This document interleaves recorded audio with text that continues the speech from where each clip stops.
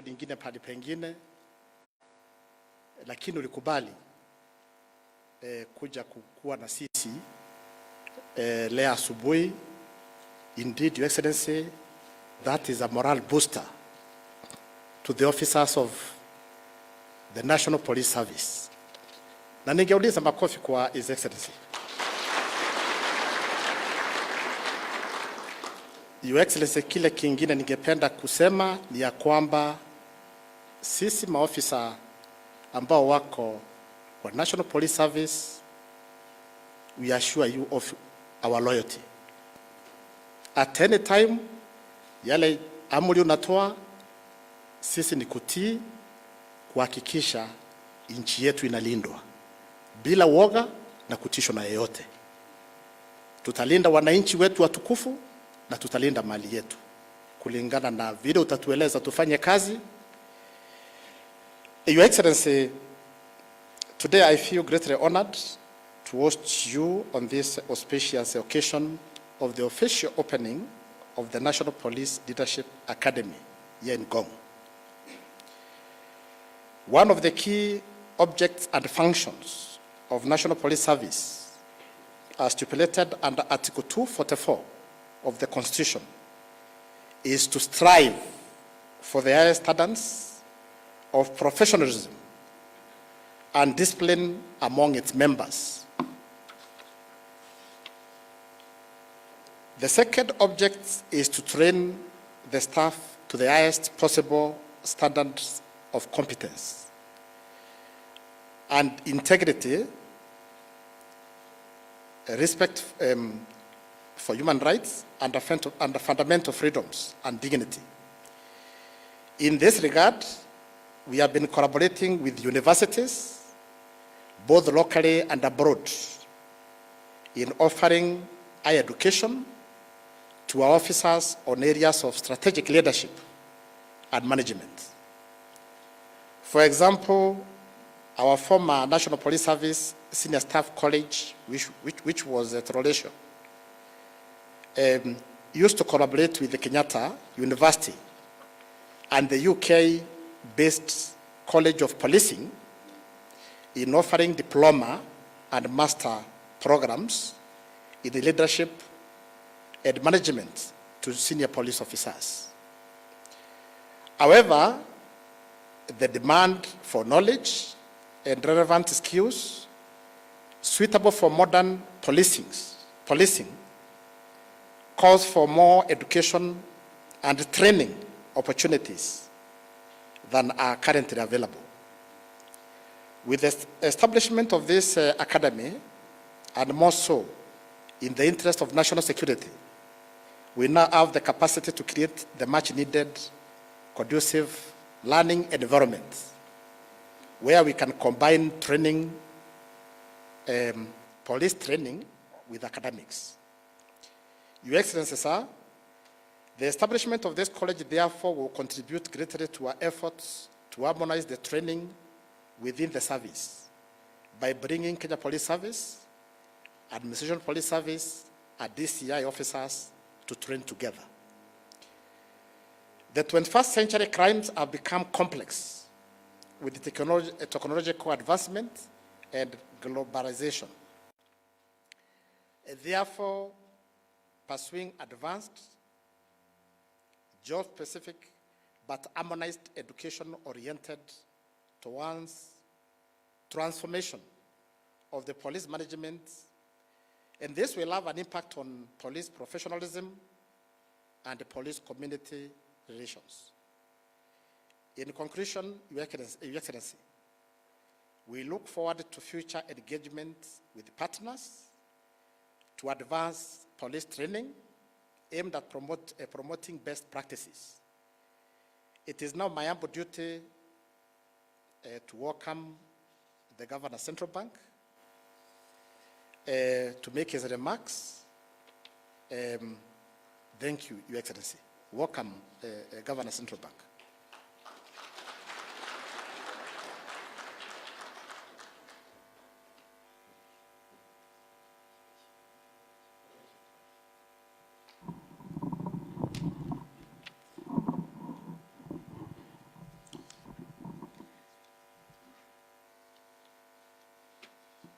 Your Excellency, the President of the Republic of Kenya and Commander-in-Chief of the Defense Forces, Excellency Deputy President Rigathi Gachagua, CS Interior,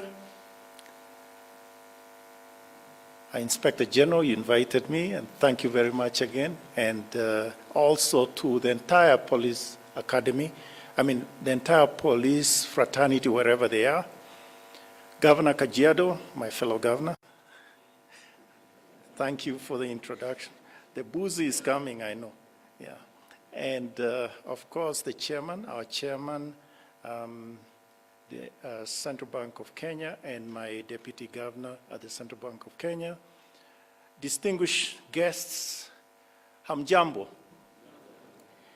On January 26, 2021, we gathered at this same spot to witness a milestone in the unlikely relationship between the National Police and the Central Bank. On that day, His Excellency President Kenyatta performed the groundbreaking of what is now before us, the National Police Leadership Academy. Part of the inspiration was the real need to build leaders in the police force, as the Inspector General, as the IG mentioned a moment ago. Almost 2 years later, the world-class facility is a reality. And today we witnessed its opening by Your Excellency, President of the Republic of Kenya and Commander-in-Chief of the Defense Forces. Thank you again. Thank you very much. Your Excellency, when we started this journey, we were very aware of the project's trilemma, as they call it: time, quality, and cost. And we set out to defy them. We have many examples in our beloved country of severely delayed or uncompleted projects, poor quality and workmanship, and the ubiquitous project cost overruns. I'm pleased to report that against the original total project cost of about 1 billion, the final cost is 1.2 billion, 1.2. The extra cost is almost entirely due to the higher than envisaged cost of material, which were dealt with as per the contracts. As for quality, Your Excellency, we pushed to maintain the highest standards of the materials and workmanship. As you have observed during your brief tour, we have maintained that. However, the construction time stretched 2 years instead of 1 year. And in our defense, I'll say that a lot of the heavy construction was done while COVID-19 protocols were in place. And so, in the words of Nelson Mandela, it always seems impossible until it is done. We are proud that the project brought together Kenyan expertise and material. Material was sourced locally. As I mentioned to you, Your Excellency, you'll be pleased to know that the local content of the project was 85%. 85. Specifically, 25% of the project cost was labor, all local, and the governor can attest to that. And local material constituted 80% of material cost. Additionally, of the local material, about 60% was sourced from Kajiado County. This really warms the governor's heart. And saving the best for last, Your Excellency, the professionals representing the contractors, consultants on the site were mostly under 35 years of age. And if you excuse me, Your Excellency, I'll request that they stand. They are somewhere in the room, so if you are involved, please stand. Those were the experts that made this a reality.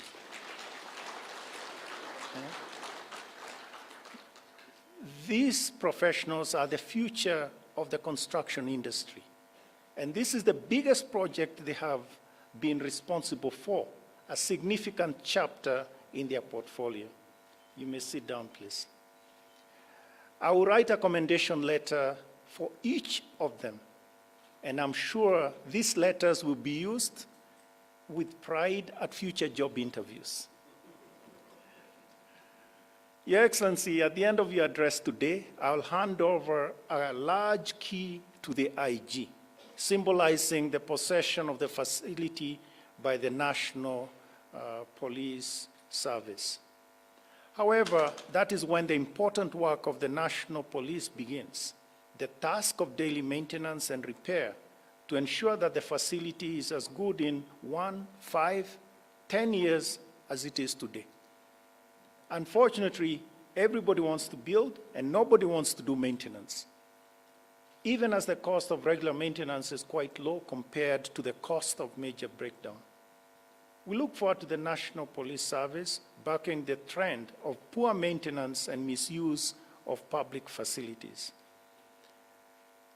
If you are going to achieve excellence in big things, you develop the habit in little matters, said Colin Powell. It is an example, it is an important example worth setting.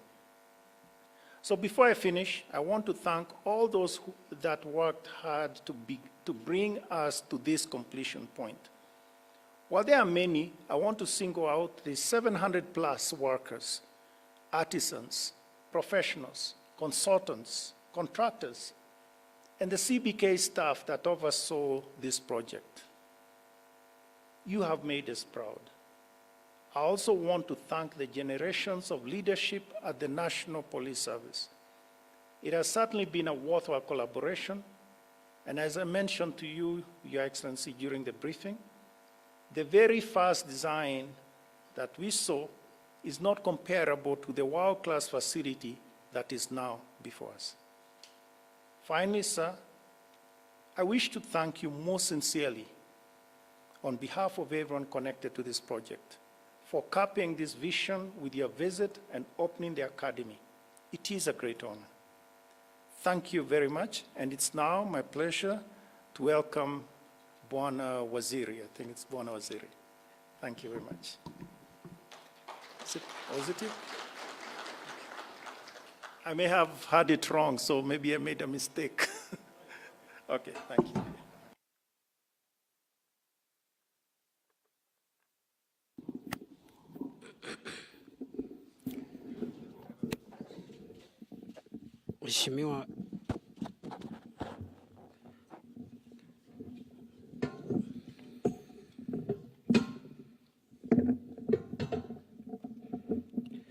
Mheshimiwa Daktari William Ruto, Rais wa Jamhuri ya Kenya na Amiri Jeshi wa Vikosi vya Ulinzi, Mheshimiwa Rigathi Gachagua, Naibu wa Rais wa Jamhuri ya Kenya, Inspector General wa Polisi, Engineer Japhet Koome, na makamanda wote na maofisa wa idara ya polisi, Governor wa Benki Kuu ya Kenya, Dr. Patrick Njoroge, Governor wa Kajiado, Mheshimiwa Joseph Ole Lenku,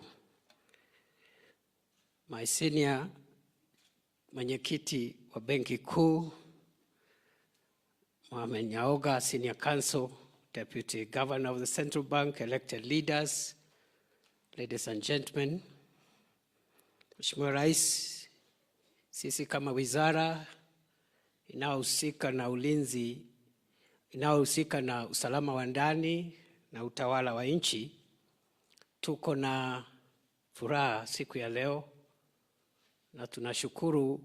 Kwanza kabisa tunakushukuru. Tunajua wewe kama kiongozi wa taifa, kila sehemu na kila idara, kila wizara inahitaji msaada wako na wakati wako. Kwa hivyo tunakushukuru kwa sababu umepata nafasi kuwa nasi hapa siku ya leo. Vile vile, Mheshimiwa Rais, na shukuru sana kwa niaba ya Wizara ya Usalama wa Ndani na Utawala wa Nchi. Nashukuru Benki Kuu ya Kenya kupitia uongozi wake ambao uko hapa, gavana, naibu wake na pia mwenyekiti, kwa msaada ambao wametupatia katika kujenga kituo hiki ama taasisi hii ambaye ni ya kutusaidia katika kuleta mafunzo maalum kwa wale ambao wanatakiwa kuchukua nafasi za uongozi katika idara yetu ya polisi. Niseme ya kwamba tumeshukuru, na kwa niaba ya wizara asante sana Benki Kuu ya Kenya.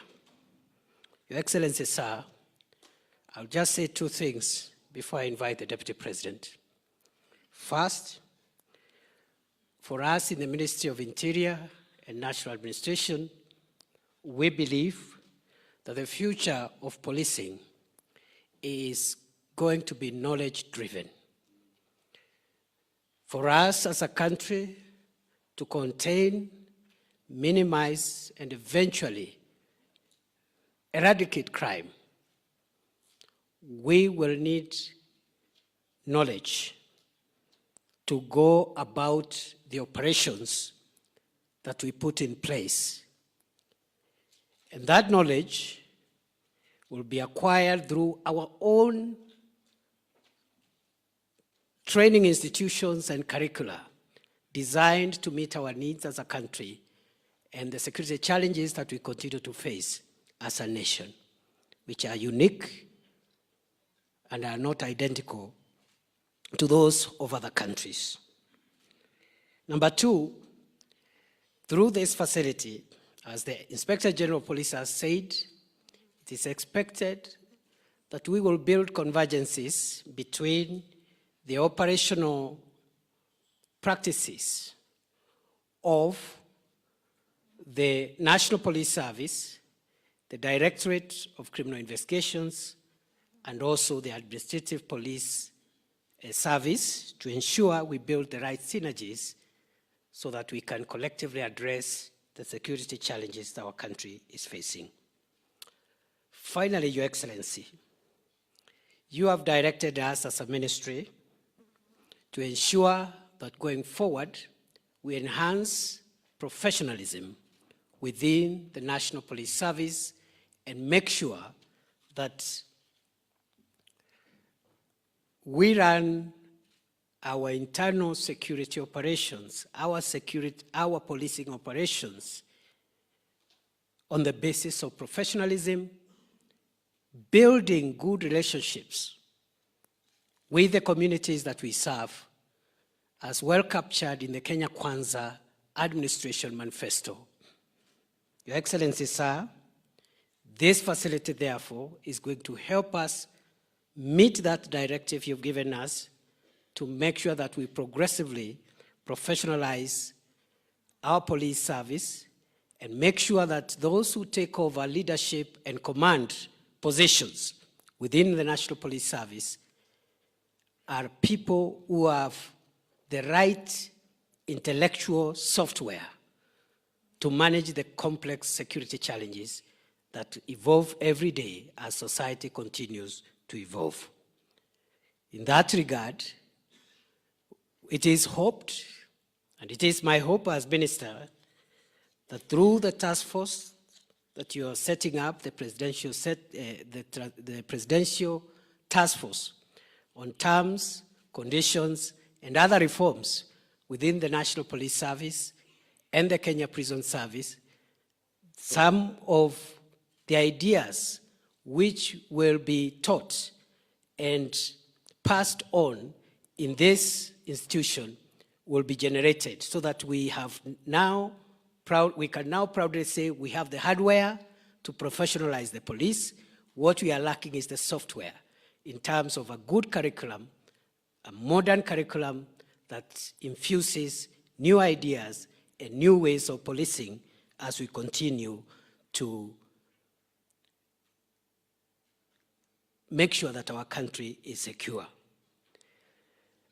I think I will invite now the Governor of Kajiado County, on which this facility sits, to say one or two things, and on our behalf invite the Deputy President, who in turn will invite His Excellency, the President. Welcome, my brother, Joseph Ololenku, who himself is a former minister of internal security in our country. Welcome, Governor. Asante.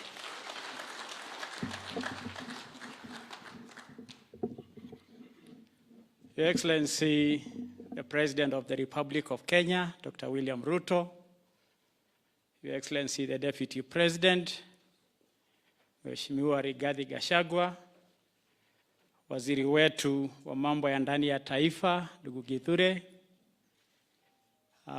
Governor wa Central Bank, ni governorship tofauti kidogo na hii yangu,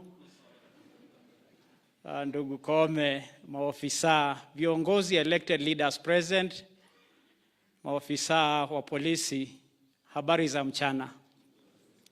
Good morning.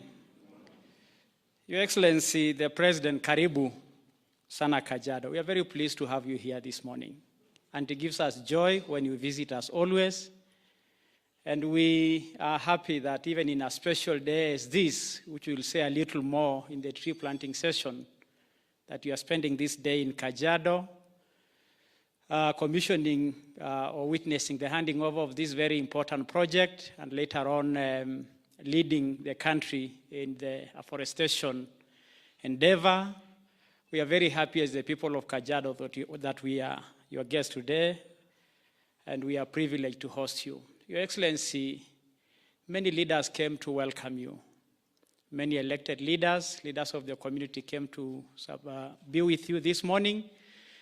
And with your permission, I will request our MCS to be upstanding, of course led by our Speaker, Ndege. Ama wametangulia. Nafikiri Your Excellency wao wameenda kwa mambo ya upanzi wa miti. We had our MPs, Mheshimiwa Ngogoyo na wenzake. Nafikiri hawa watu walipangwa wakaambiwa watangulie, so wametangulia. Ala, ero uko wapi? Mimi nakutafuta huko. Haya, sawa. Haya, Your Excellency ndio huyo kijana wako.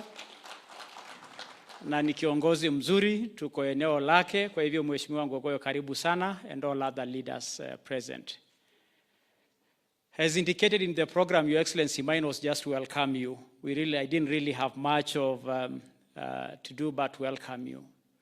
I want once more, on behalf of the people of Kajiado and on my own behalf, to say karibu tena.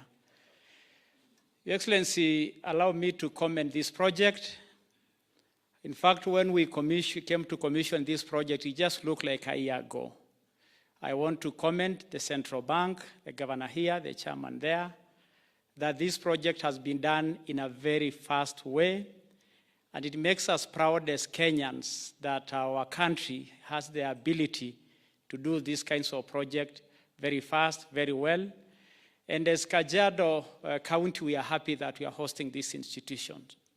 We know it comes with many blessings. Your Excellency, you heard we have a police station provided by this, but just the presence of many police officers around will make mambo mabaya kupotea. So it will enhance our security as a county, but it will also spur a lot of economic activities because many of our people will have opportunities to benefit from these officers. But very importantly, Your Excellency, and this is finally, I want to confirm what Dr. Njoroge said, that the local community was involved in this project in a very big way to provide services, to provide labor, and to provide many other communities they needed. And it actually brought a lot of life and energy into our local environment. And so I want, on behalf of the people of Ngong, to say asante sana. Of course, we look forward to them having a lot more other opportunities going forward. So, Your Excellency, mine is just once more to reiterate that I'm very privileged this morning to welcome you to Kajiado. And now allow me the honor to invite the Deputy President, a duty that was to be for the Minister, but he delegated to me. So, Mheshimiwa Naibu Rais, karibu utuletee rais.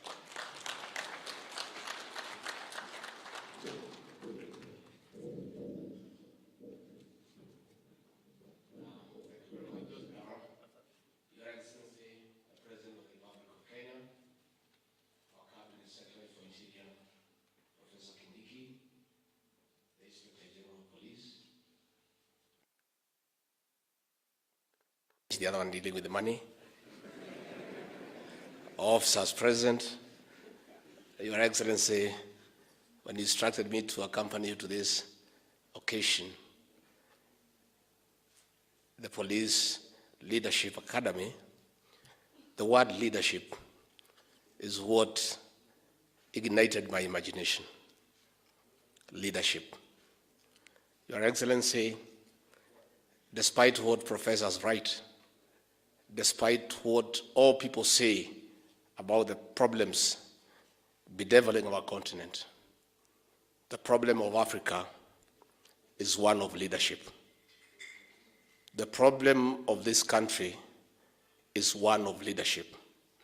The challenges of all our institutions is leadership. So, Your Excellency, this academy, to impart leadership skills to our commanders in the National Police Service, could not have come at a better time. I would like to request the new IG to consider that part of his legacy for the time he will serve as the Inspector General of Police is to impart leadership skills among our commanders in the National Police Service. A good National Police Service is as good as the leadership of the IG. A good police station is as good as the officer commanding police station. If that police station has a lot of corruption, chances are 9-1, the officer commanding that police station is leading in corruption. So the issue of leadership is what must be addressed to inculcate professionalism in our service. Your Excellency, Kenyans sometimes on TV in the evening make fun of the National Police Service when some county commanders and OPDs are trying to describe a crime scene, but in a way that is a little bit embarrassing. But if we impart the right leadership skills and we make the police service professional, that will be the beginning of the success of our police service. Finally, Your Excellency, during our campaign period, I took the leading role to campaign for these people and to tell Kenyans that they are good people, that we just need to give them the right tools. But we also asked them to give back to society by being friendly, by dealing with the Kenyans in a humane manner. And that is a challenge that we want to give to all of you, that we look for a way of engaging with the public. Even as we enforce the law, we do it in a human manner that dignifies the Kenyan people. Kenya, Your Excellency, you have told us is a country of the rule of law. We have a debate that is going on the use of firearms by our police officers. The Inspector General of Police, the CS Interior, and myself have come out clearly, and we won't repeat, because it's important that we do so. We are not asking any police officer to misuse his firearm, but we are saying, for the police officers to protect the lives and property of Kenyans, they themselves must be safe. And they must first protect themselves against criminals with guns before they can protect us. We are not in any way saying that the oversight authority should not do their job. They must go ahead and do it. But our officers must be safe. But again, our officers, for us to be able to protect you, you have 5 documents that you must rely on so that you work professionally. The Constitution of Kenya, the National Police Service Order, the Penal Code Cap 63, the Criminal Procedure Code Cap 75, the Evidence Act Cap 80. With those 5 documents, you will never get in problems with the oversight authority or with the law. You will be safe. Na pia nyinyi, tunaomba nyinyi muongeze masomo. You cannot go wrong kuongeza masomo. Hii masomo ni mzuri. Hata kama hakuna mshahara kuambatana naye, kaa naye ungojee, so that mshahara ikiongezwa ikuta huko na masomo unafaidika. Your Excellency, hata masomo yangu ni kidogo. Ukatanipatia ruhusa kazi ikipungua niongeze kidogo. You know? Kwa ile kazi nimepewa na rais, masomo yangu iko chini kidogo. Unajua mimi niko na degree moja, my boss has 3. So unaona hiyo kibarua ni kali. Tena one of my senior colleagues ako professor. So pale kwa mikutano saa nyingine ninachanganyikiwa. So hata nyinyi tunaomba nyinyi officers pia muongeze masomo. You can never go wrong. Masomo ni mzuri. with those very many remarks, please be upstanding and help me to welcome the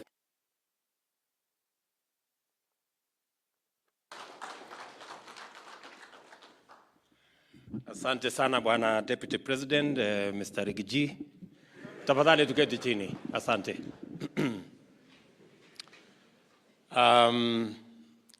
Mawaziri mlio hapa pamoja na uongozi wa Central Bank, Chairman, Governor, Deputy Governor, uongozi wa jeshi letu la polisi, Bwana IG and your deputies, Governor wetu wa Kajiado na viongozi wa Kajiado, na officers wote mliokuja hapa na wananchi, hamjambo. Kwanza mimi nataka nichukue nafasi hii niwapongeze jeshi la polisi na vile vile Central Bank of Kenya kwa sababu ya kolabo mumefanya, ndio hii facility imepatikana. Nasema pongezi sana.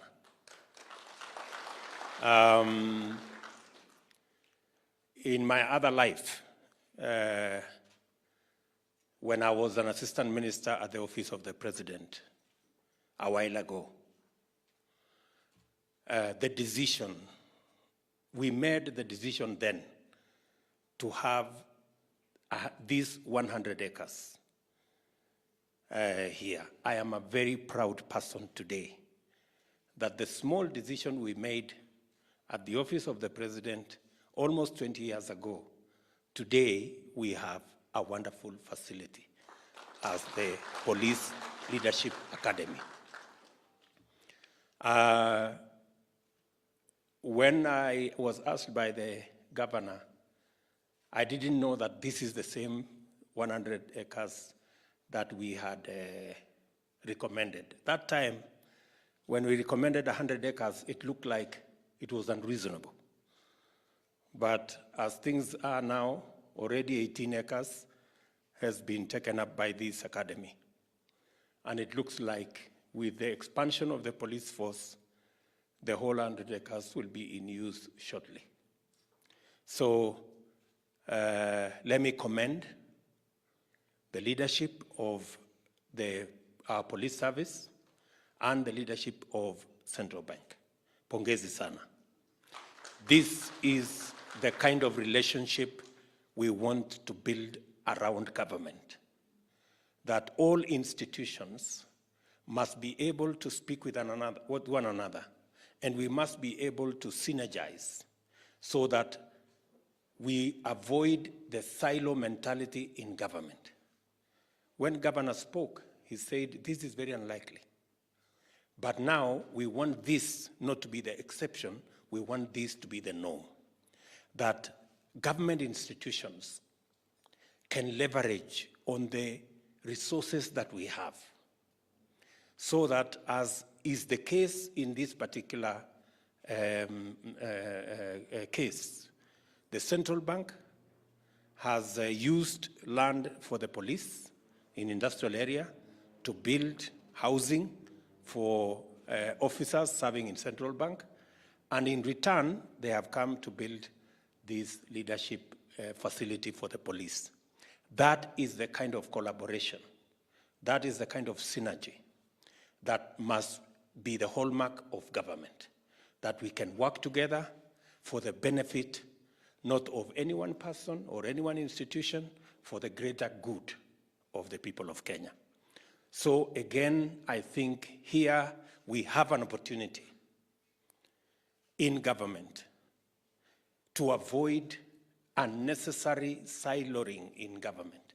In fact, we have instances where government institutions take each other to court because of the failure to recognize and understand that we are one government, we are serving one people, and we must be able to build the network, the understanding for us to share the resources we have, and for us to use the resources we have for the greater good of the people of Kenya, not any one institution on its own. So wale wengine, na mimi ninajua, nilikuwa Nyandarua juzi, kona moja ya serikali imepeleka kona ingine ya serikali kotini, na wamekwamisha project karibu miaka 10. Wale wote katika serikali yetu ya Kenya ambao wamepelekana kotini wajifunze kutokana na hii collaboration tumeona kati ya Central Bank na jeshi yetu ya polisi, ya kwamba tunaweza kushirikiana na tunaweza kuongea pamoja, tuweze kutumia ile resources tuko nayo kwa manufaa ya the different institutions that we serve, but also for the greater good of the government of Kenya. Secondly, I also want to commend our police force. This Leadership Institute is a very important institution as we look into a professional police service. It is our intention, and the administration that runs the government of Kenya today, it is our intention to professionalize our security sector, more specifically, our police and our prison officers. It is our intention. And we are going to work with you to make sure that men and women who serve in our police service are proud of being the men and women who look after our children, who look after our property, and who provide that service that secures our country. And for that to be the case, we must deploy sufficient resources, we must train our men and women properly, the recruitment, the training, the promotion, and the entire terms of service must reflect the critical service that our policemen and women provide for our country. And as Deputy President has said, this morning I have appointed a task force to look into the reforms that are necessary for us to remove the gaps that currently exist in our police service, to think broadly and deeply into what does the government of Kenya need to do to make sure that the recruitment, the training, the promotion, terms of service, and all conditions are the best conditions possible for our men and women in the police force and in our prisons to serve their country. And I want to assure you that I am committed at a personal level, and the Kenya government at the corporate level, to make sure that we have a professional police service. I have given my assurance to the commanders across the country that they have my support, they have the support of the government of Kenya to make sure that they deliver on their mandate. And as has been said, we are a country governed by the rule of law. We are a constitutional democracy. And we want to build institutions, whether it is the judiciary, whether it is independent institutions like our police service, whether it is parliament. We want to build all these institutions to secure the rule of law and to secure our democracy, so that the whims of an individual cannot overrun the institutional capacity of all the institutions we build as a country. That is the way into the future. I have been very clear to all our men in uniform. I have had a chat with our military. I have had a chat with the commanders of the police. And I have been very clear to these men and women that they have a cardinal duty to secure the lives, the property, and the nation of Kenya to make sure that we can rally our development, we can rally our progress in a secure environment. Everything else, whether we are running development issues or we are running our politics, it will be very difficult if we do not have a secure environment. And therefore, collectively, it is our duty as a nation. Kenyans, in their individual capacity, have a role to play.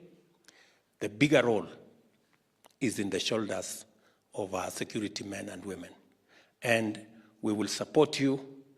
We will go out of our way to make sure that we make it easy for you to deliver on your mandate. And I have said this, that because we are a country of the rule of law, because we are a constitutional democracy, you must be grounded on the understanding of what the law says and what the Constitution says. And that is why this Leadership Institute is very important. That is why the curriculum through which our security men and women go through is very important, so that you can be grounded in the understanding on what you have to do, what is your mandate, what is your constitutional responsibility, what is your legal responsibility.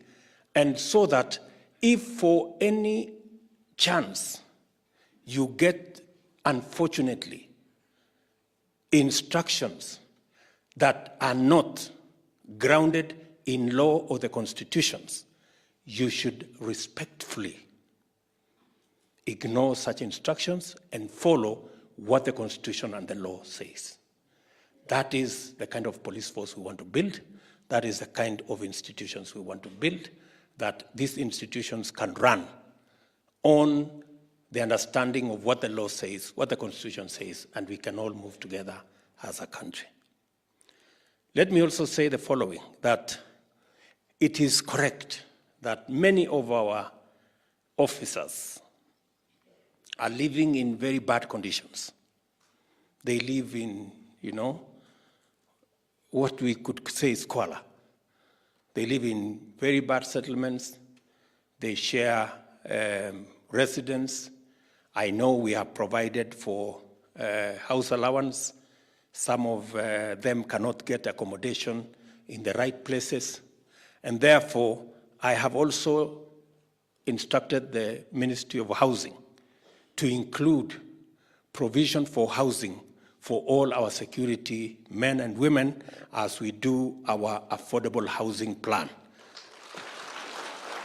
So, Bwana IG, the ministry is going to get in touch with you so that you can tell us where you have adequate space for us to be able to build affordable houses so that your men and women can have reasonable accommodation and they can live decently like the houses we have seen here.